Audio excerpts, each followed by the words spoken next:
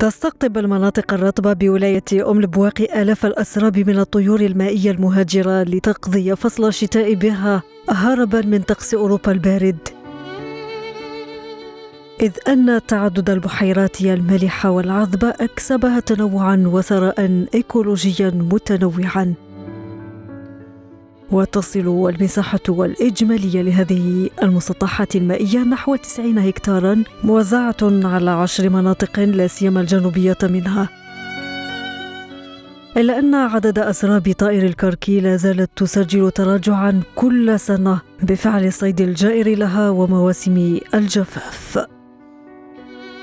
توجد في ولاية أم البواقي 11 منطقة رطبة، 8 مصنفة ضمن قائمة رمسار الدولية. أهمها من حيث المساحة هي قرعة الطارف، قرعة تيمرغانين، العذبة، حيث تقوم مصالحنا في شهر جونفي من كل سنة إحصاء الشتوي للطيور المائية المهاجرة، إحصاء ما يفوق عن 100,000 طير مهاجر بالنسبة لسنة 2016. من بين هذه الأصناف هي النحام الوردي، بط أبو فروة، الشهرمان، الغرة السوداء، خوذاري والنكات.